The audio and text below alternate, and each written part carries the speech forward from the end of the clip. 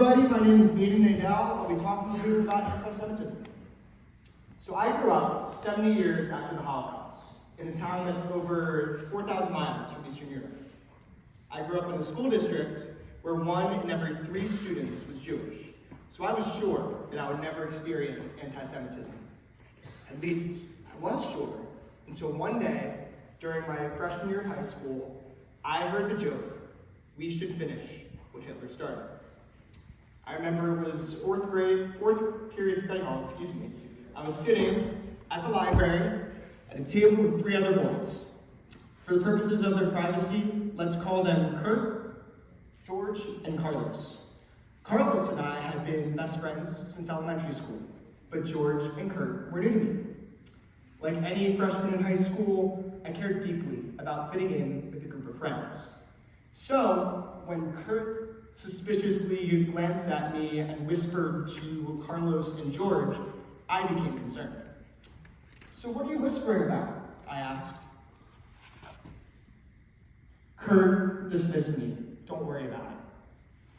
I looked over to Carlos, confused and paranoid. "Well, if it isn't something to worry about, then why shouldn't I know?"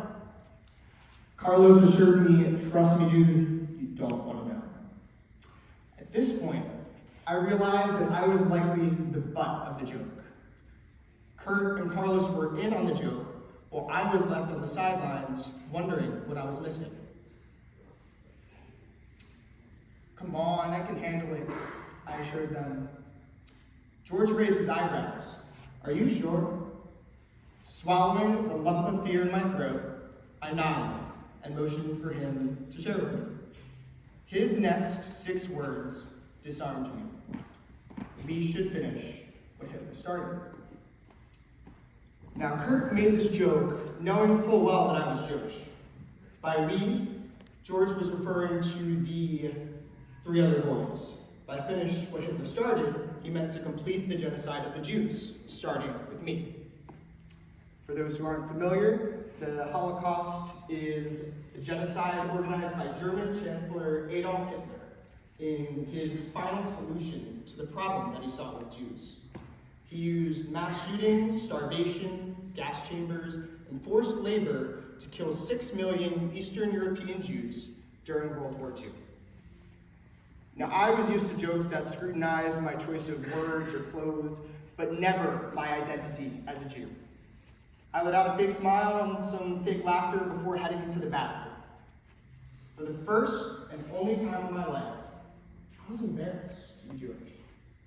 It was because I was a Jew that I could not fit in with this group of friends that I so desired. How was this comment supposed to make me feel? The suffering of my people was disregarded. Better yet, it was enjoyed with this comment. I knew this situation was serious, but I was tempted to save face, pretend that nothing happened. That was the easy thing.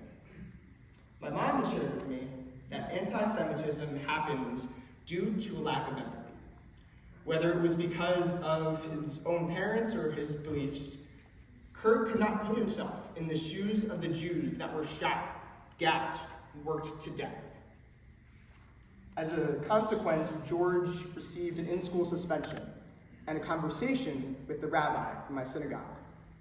While I was nervous that being honest about Kurt would affect my reputation, I realized that I only want to be friends with the people who stand up for me, who see my side. I was cordial with George and Kurt through the rest of high school, but I distanced myself from them. As for Carlos, I expressed my disappointment and distanced myself from him as well. For the week after the incident, it was the only week in our 13 years of friendship that we didn't speak. Eventually, he apologized and we made amends. He now goes out of his way to ask for customary Jewish foods, such as challah bread and matzah crackers. So what's the moral of the story? You get in life what you tolerate. If we other scientists do not challenge hateful comments such as "we should finish what Hitler started," then we violate our commitment to diversity and inclusion on this campus. It's the commitment that brought me here, And especially in today's state of affairs, we have a responsibility to uphold it.